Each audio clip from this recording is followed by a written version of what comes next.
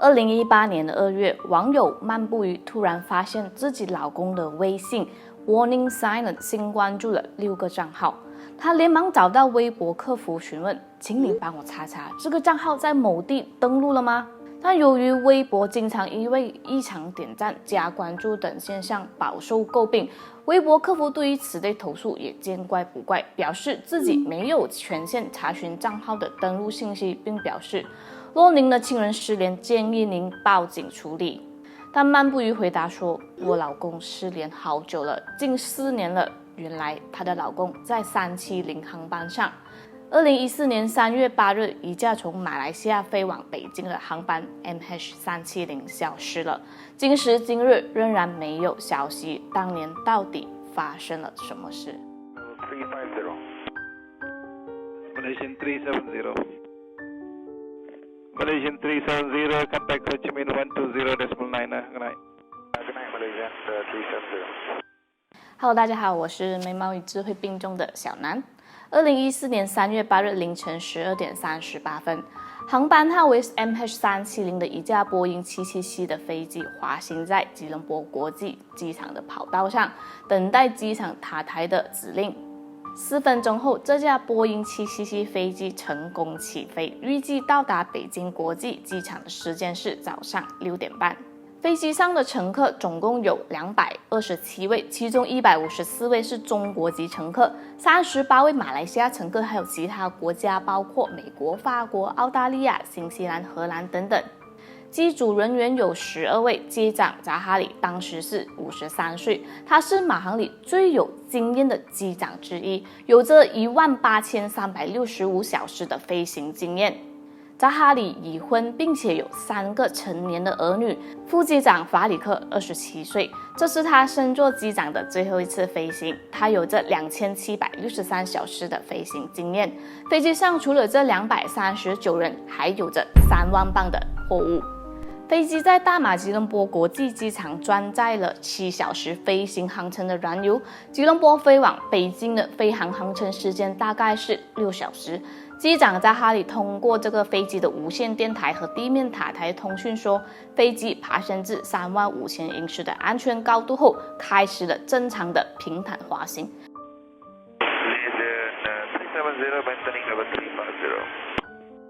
这一切看起来也没有什么不妥，都是像平时一样的常规操作。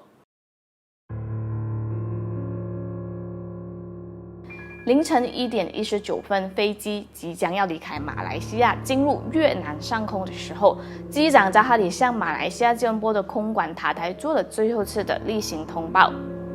Malaysian 370 contact Ho Chi Minh 120.9 Good night. Good night Malaysian 370谁也没想到，这是消失前的最后一次通报。当时的 MH370 是位于马来西亚与越南胡志明空中飞行管制中心的交界处。随后，吉隆坡国际机场关闭了机场塔台的指挥中心，因为这是那天飞离马来西亚吉隆坡机场最后一个航班。就在起飞39分钟后，也就是大约凌晨1点21分，马航 MH370 的信号突然在吉隆坡空管的雷达上消失了，而在胡志明的空管雷达上也没有出现属于 MH370 的信号。在这里简单说明下，在每个国家的天空里只要有航线上的飞机航行，都是有这个空中管制区域。空中管制区域里飞行的所有航班飞机，通过飞行识别仪会自动定时的向地面控制中心报告位置、航班信息、飞行方向及目的地。地面的空管中心的工作人员呢，则会通过这个航管中心的雷达监控系统，在计算机的屏幕上随时查看到自己管辖的空中管制中心内所有飞机的动向。那后来呢，空管中心就开启了辅助雷达寻找 MH370 的信号。飞机上都一定会有这个配置应答器，当辅助雷达给应答器发送消息的时候，应答器会自动反馈信息。但在1点21分之后，应答器都已经停止运作了。最后捕捉到的信息是，飞机以正常高度飞行，飞行速度是471节，剩下的燃油量是91500磅，由此可以推算出飞机大概还可以飞行6个小时多。在没办法之下，最终还是动用了军用雷达追踪 MH370 的消息。军用雷达显示 ，MH370 最后的身影是出现在马六甲海峡霹雳岛附近的区域，无论是方向或位置，都跟原本的航线是完全相反的。然而，也不知道什么原因使得 MH370 曾经迅速飞升到58000英尺。而这个高度已经远远超越了一般飞机飞行的极限，也就是43000英尺。之后又突然迅速下降到这个4800英尺的高度，这一连串奇怪的举动真的让人摸不着头脑。那么，经过军用雷达的消息，推测出了 MH370 在消失前的航线。3月8日的凌晨3点钟，在 MH370 失联了1个小时40分钟后，飞机依然在飞行，但并不是飞往北京，而是往西南方向飞行。也就是说 ，MH370 在民用雷达突然消失后，先是紧急向右转向，突然又向左转，几乎是一个300多度的大转弯，掉头飞往西南方向。最后经过槟城的时候，又再次向右转，然后就是直线飞行，直到消失在雷达可以监测的范围内。还有一个重点马来西亚靠近北边的泰国湾的一个小城市里面，在深夜1点30分左右，有一些渔民还在工作。根据这些渔民的所持，他们工作时曾经看到一架开着夜航灯的飞机从他们的头顶低空飞过。而设立在马来西亚和泰国边境的军用雷达，也只能断断续续地追踪到 MH370 的踪影，但要从马来西亚的东海岸飞到西海岸，需要飞越很多高山。这也表示 MH370 的飞行高度一直都是不稳定的。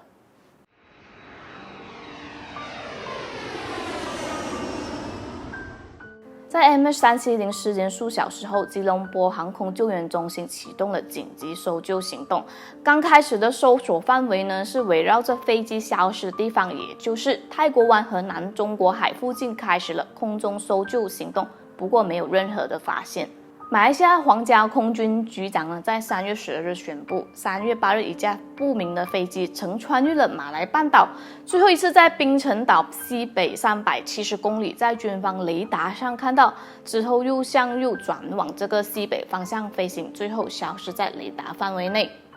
所以接下来几天的搜索区域呢，进一步扩大了马六甲海峡、安达曼海和孟加拉湾，甚至很多国家都派出了空中搜救部队参与搜救行动，但是还是找不到 MH370。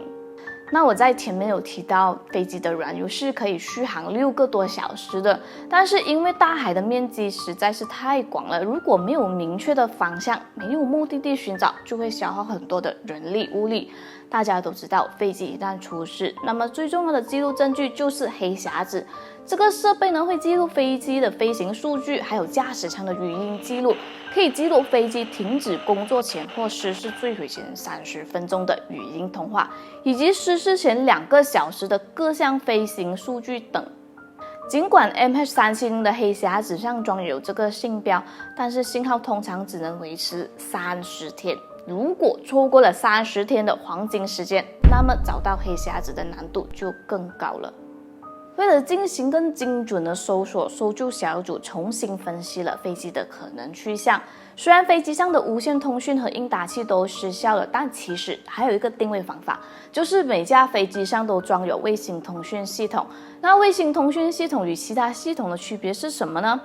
飞机上的卫星通讯系统会发送信号给卫星，然后卫星再把信号反馈给地面国际海事卫星组织。虽然无法直接告诉你准确的飞行高度、速度等数据，但是可以通过信号的传递来计算出飞机与卫星的距离以及飞行方向和飞行的速度。然而，根据国际海事卫星通讯系统的记录显示，他们发现 MH370 在2014年3月8日1点21消失在雷达上的那一刻，飞机上的卫星通讯系统却是被关闭或者是失灵了。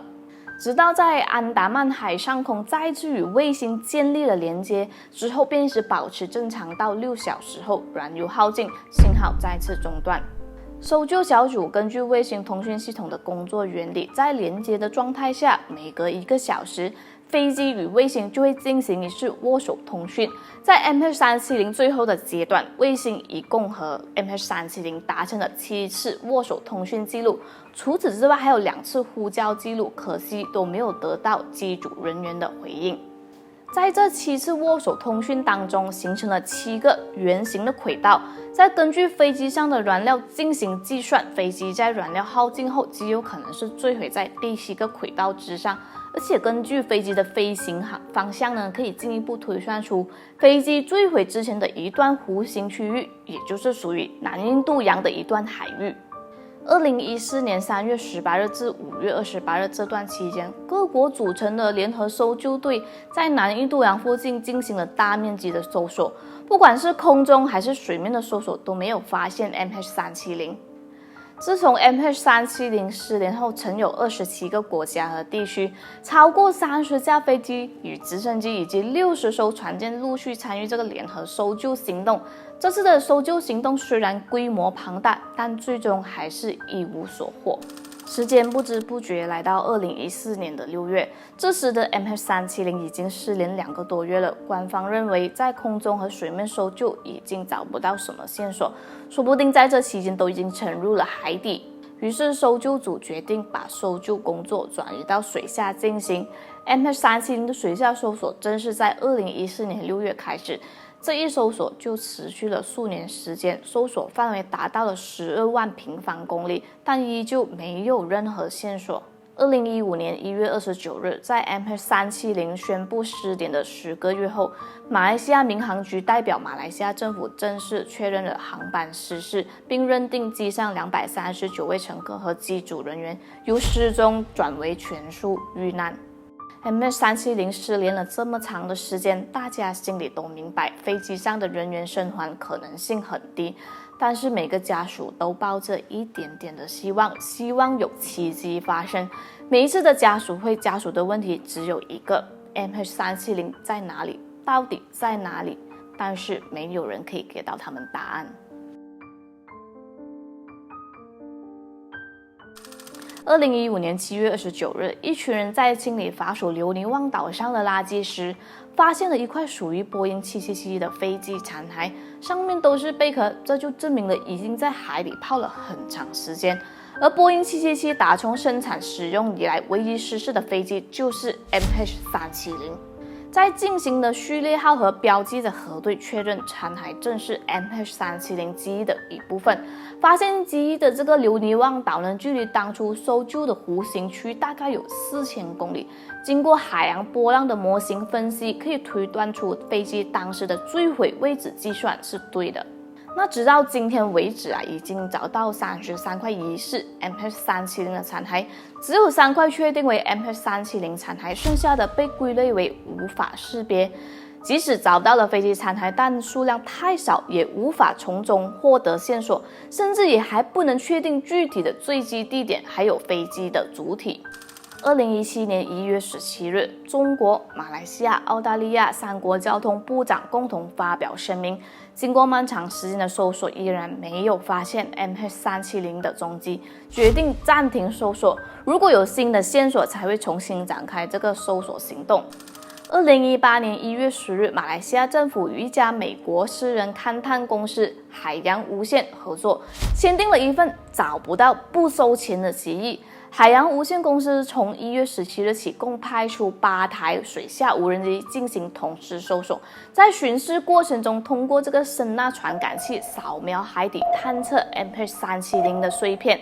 这次使用的新型水下无人机是由钛金属制作，可以下潜到5000米的海底，并且可续航长达60个小时。每台水下无人机每天可以扫描1200平方公里。海洋公司既然敢签订找不到不收钱的协议，就证明了他们对这次的搜索行动十分有信心。然而，经过4个多月的寻找，却依然一无所获，最终在5月29日宣布行动失败。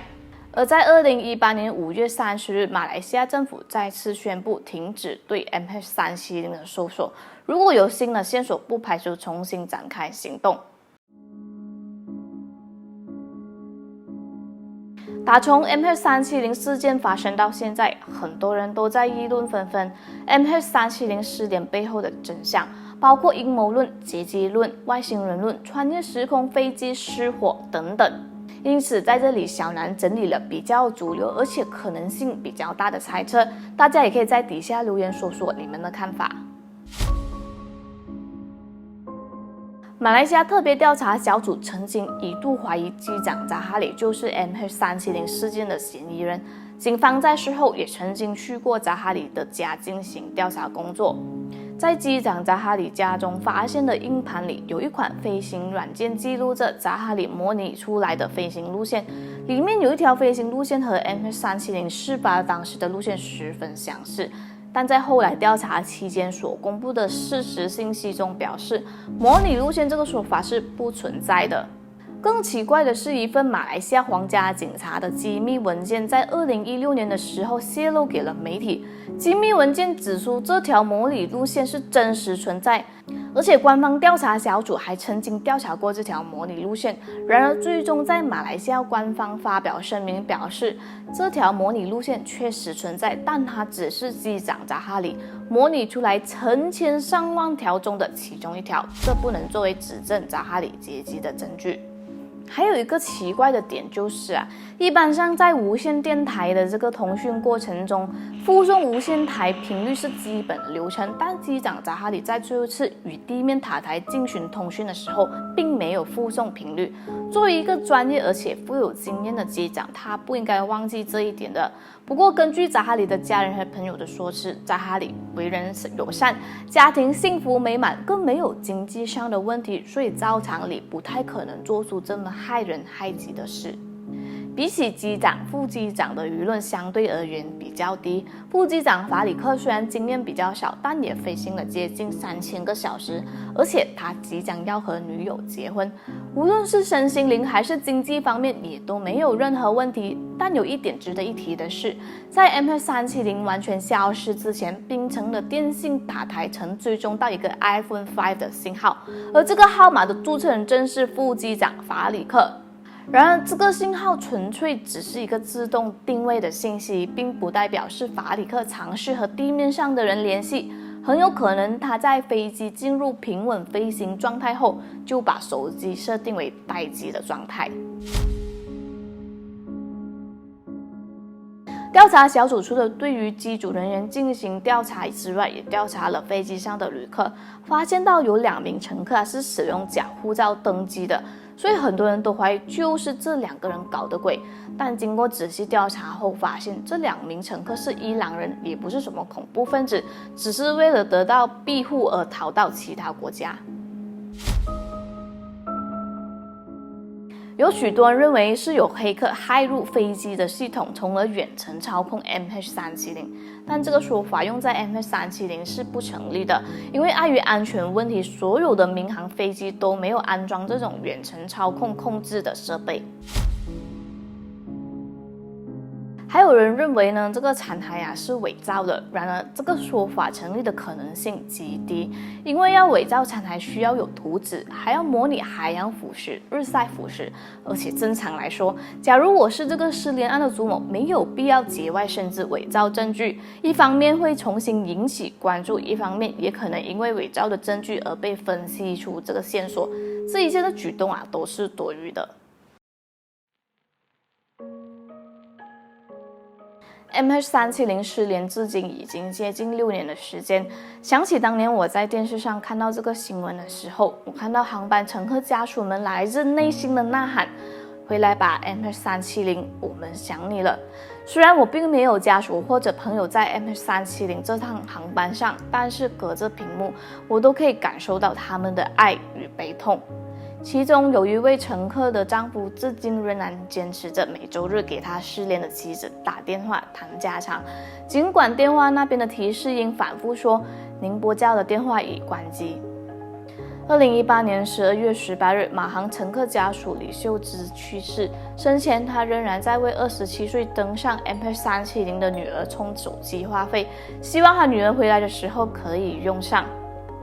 只能说这架飞机承载着太多的伤痛，即使时间流逝，也永远无法将它抚平。有的人悲痛欲绝，有的人坦然面对，有的人开始了新的生活。有的人说这一切都是阴谋，是官方不敢道出事实真相。但面对这样的情况，我们又能做些什么呢？小南倒是希望他们失去了另一个时空，也许他们正在另一边寻找回来的方法，也许他们在那里过着幸福快乐的日子。2020年即将结束，小南希望大家都能平安、健康、安稳地度过这一年。